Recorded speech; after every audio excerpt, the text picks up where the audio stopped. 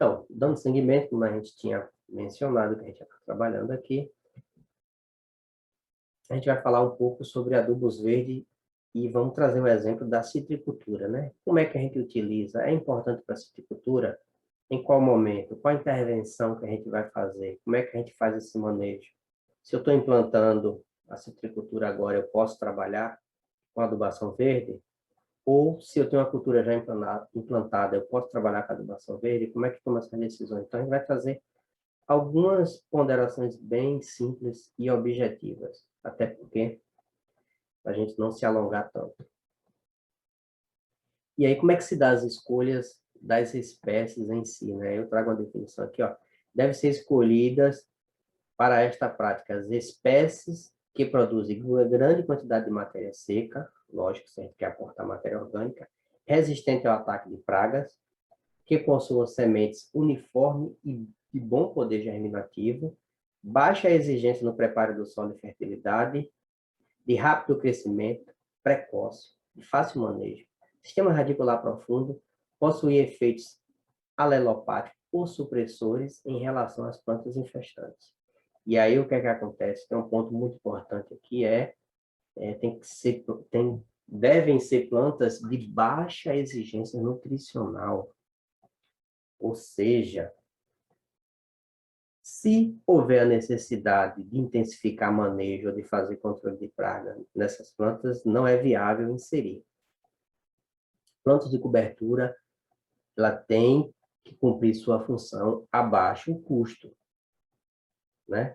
Basicamente, o preparo mínimo para se implantar e facilmente manejada para entrar a cultura principal, porque se for onerar o processo, então não se justifica trabalhar essas plantas de cobertura, mas, logicamente, os resultados estão aí, são diversos. Se bem manejadas, só trazem vantagens. Então, né, a gente tem que saber o momento de inserir para não gerar uma competição, por exemplo, por água. Então, geralmente se implanta essas espécies no período das águas, para que o corte seja iniciado no início da restrição hídrica. Então, a gente vai diminuir a competição por água e vai, através desse material que vai ficar sobre o solo, segurar essa água, reter por um maior período. Então, é eficiente as plantas de cobertura, mas devem ser bem manejadas, tem que ter critério, porque senão a gente vai usar a técnica de forma errada e vai colocar a culpa na técnica, né? A técnica já é comprovada, é testada pela ciência, por agricultores ao longo de anos. Então, temos que fazer da forma correta para que os resultados eles aconteçam. Eu vou trazer alguns exemplos aqui. A Crotalaria juncia, isso aqui também foi um resultado que a gente teve muito bom. Essa aqui são imagens do meu experimento, que eu realizei na cidade de Cruz das Almas, no período do mestrado. Então, essas plantas com 140 dias atingiram 3 metros de altura. Vai ser sempre assim? Não. A gente sabe que vai mudar de região para região e ela deve ficar em média aí de 1,5 m, 1,80 m, mas aqui a gente teve uma produção de biomassa bastante significativa. Então, foi muito importante, foi muito significativo o resultado que a gente teve com a Crotalaria juncia dentro deste experimento.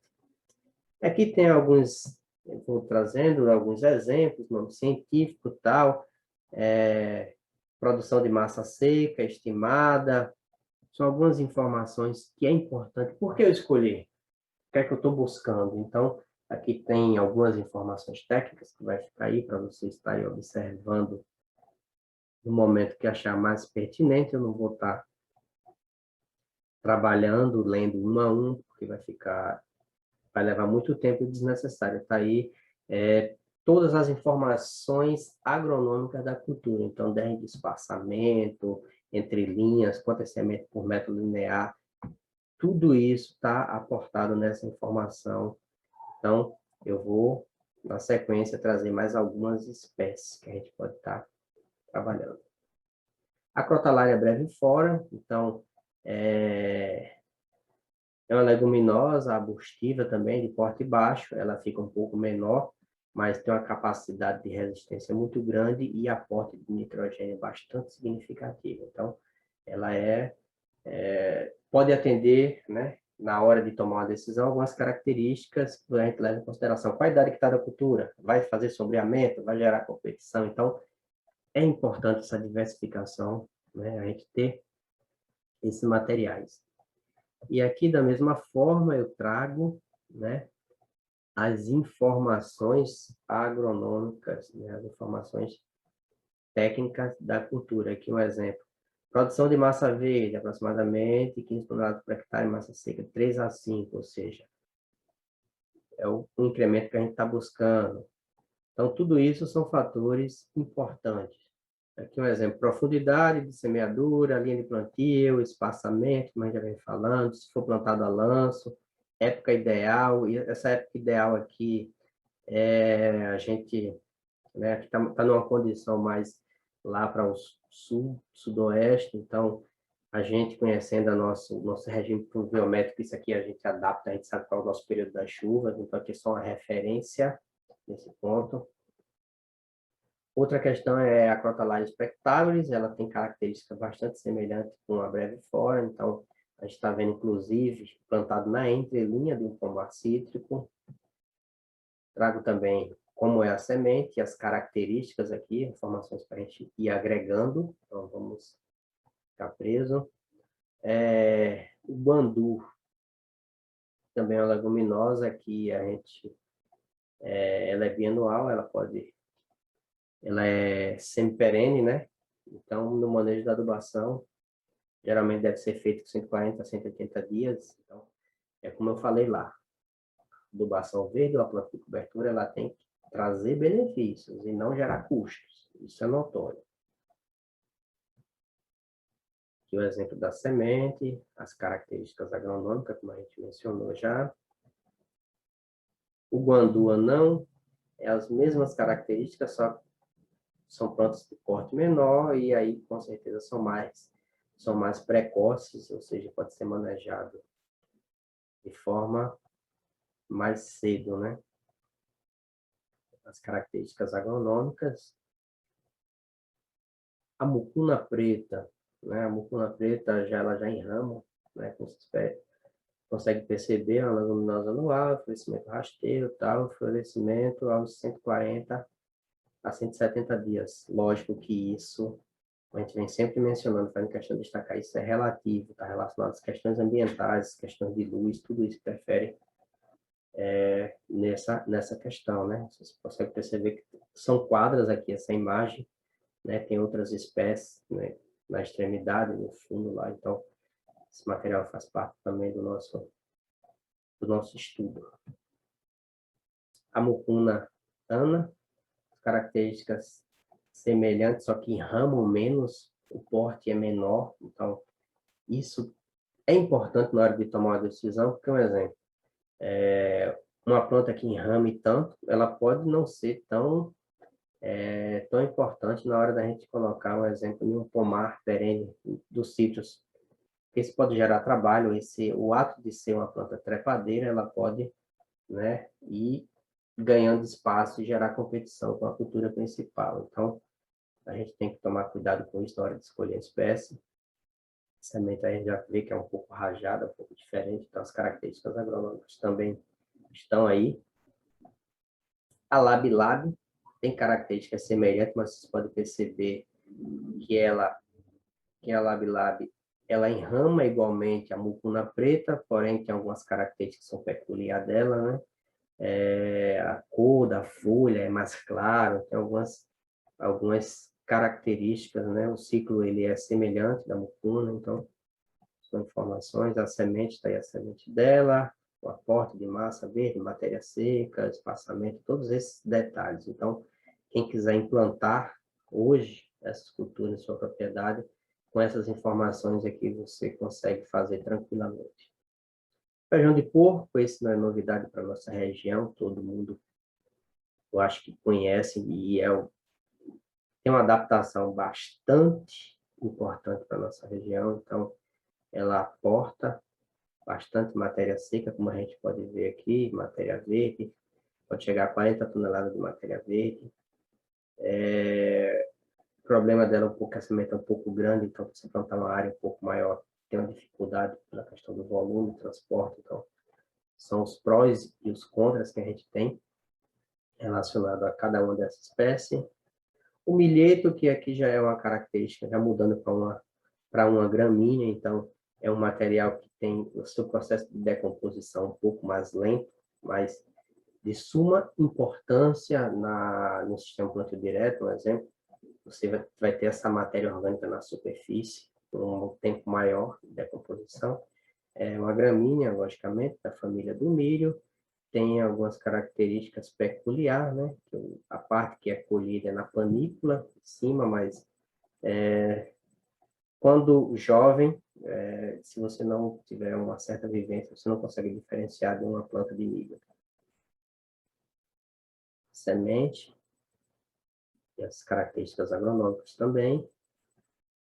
E aqui, algumas informações mais específicas, né, que a gente vai estar trazendo aqui. Plantio de adubos verdes, na implantação ou na reforma do pomar? Lembra que eu questionei isso lá no início do vídeo? E aí, a gente pondera. É a hora que se tem para movimentar o solo e corrigir eficientemente a acidez e a compactação.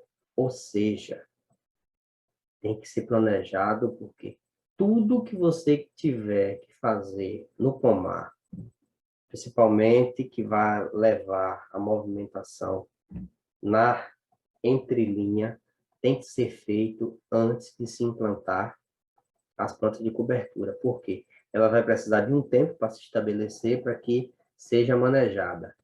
Mas se eu precisar entrar na área com máquina, se eu não tiver feito o controle do mato na linha de plantio, se eu não tiver feito a adubação que estava programada, se eu não tiver feito a pulverização foliar que estava programada ou o controle fitossanitário, isso vai ser um complicativo, né? Então, tem que tomar cuidado em relação a isso. Geralmente se utiliza a Crotalaria juncia e o solo degradado, o guandu. Então, são duas espécies que se adaptam e, por não enramarem, como eu mencionei, né, para não gerar um trabalho, a Crotalaria ela tem crescimento ereto. Então, isso facilita para manejar. Você não vai ter a necessidade de estar cortando, tirando ramos de uma espécie que seja trepadeira, né? Então, já fica a dica aí. Espécies trepadeiras são mais indicados para ser trabalhado em áreas livres, em áreas que não tem cultura perene. Então, é uma característica que a gente deve estar atento. Com isso, eu não estou dizendo que impede de ser trabalhado, mas tudo vai estar relacionado ao seu planejamento, ao seu manejo. Aqui é o manejo no pós-florescimento, ou seja, está sendo roçado esse material. Existem outras formas de manejar, com rolo, faca, só cortado na superfície. E isso tudo passa pelo que você planejou, pelo que você quer. Por quê? Se eu trituro, o processo de decomposição ele é mais rápido. Eu aumento a área superficial específica. Com isso, aumenta os espaços de penetração de água, de ataque por micro-organismo, para que acelere essa decomposição. Se eu corto só com rolo faca ou ceifo na superfície, esse processo é mais lento. Então, tudo depende do seu planejamento, do que se quer fazer. Após o manejo da cobertura, a subsolagem, o coveamento, né, no exemplo dos citros, adubação de fundação, essa faz parte do processo de coveamento, e a partir daí, evitar a movimentação do solo. Lógico, fez a subsolagem, está preparado a área, quanto menos eu movimentar na área, melhor. Eu estou com o meu solo, minha área bem preparado, quanto mais eu movimento, eu gero processo de compactação. Então, tudo isso interfere no resultado. Se a gente se planeja bem, a gente só vai adentrar na área para fazer o que é preciso. Não há risco de retrabalho.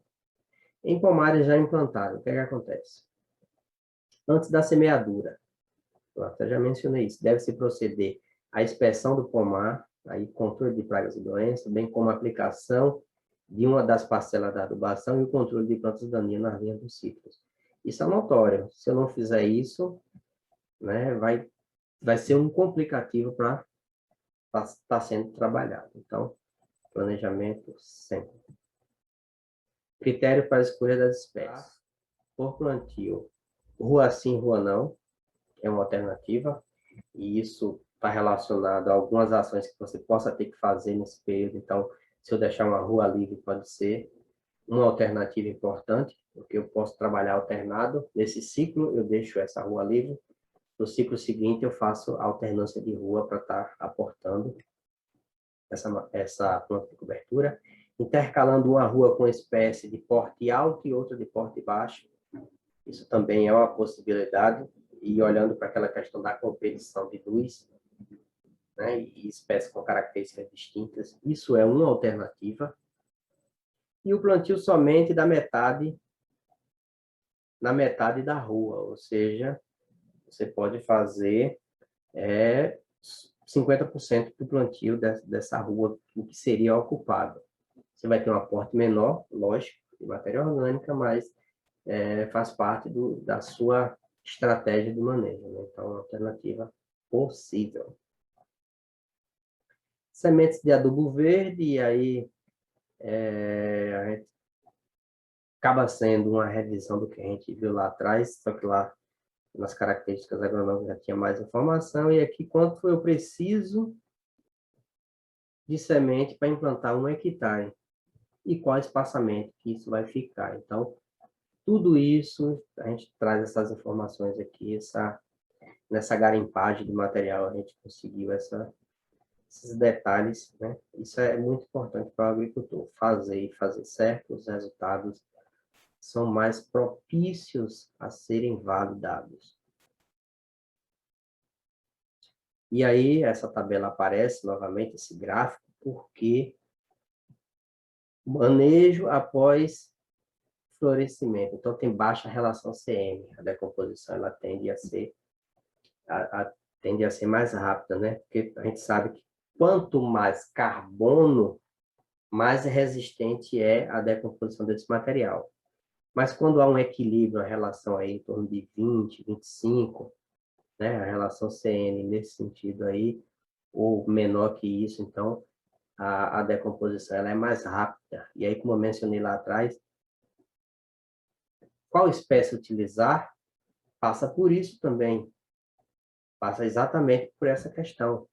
A espécie que tem uma decomposição mais rápida, que tem um ciclo mais curto, se a gente vai fazer o manejo com florescimento pleno, a gente viu que algumas espécies atingem isso mais rapidamente. Então, como é que está o meu ciclo, as minhas espécies? E conhecer essa decomposição, a velocidade de decomposição, isso é primordial, gente. Essa informação que eu coloco para vocês aqui no gráfico, ela é uma informação ainda incipiente em nossa região, e eu digo para vocês porque eu pesquisei bastante, então não encontrei nenhum trabalho dessa natureza em nossa região, né? É um trabalho praticamente inédito, a gente conhecer esse ciclo, essa velocidade de decomposição, fazer todo esse controle. Já existem em outras regiões do país, mas nossa região, as características a gente ainda desconhecia, a gente estava muito repetindo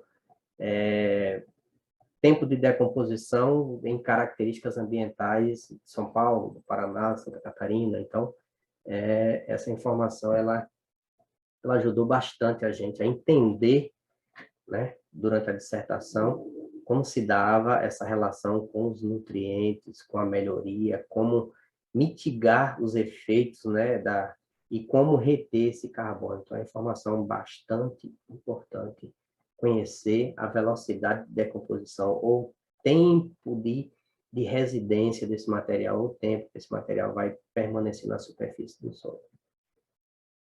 O manejo dos adubos verdes, se incorporar, e é uma questão que eu não recomendo, porque quando você incorpora, você acelera o processo de decomposição. Se o objetivo naquele momento é aumentar rapidamente e melhorar a questão da fertilidade, se você incorpora, você acelera esse processo. Aí é uma alternativa.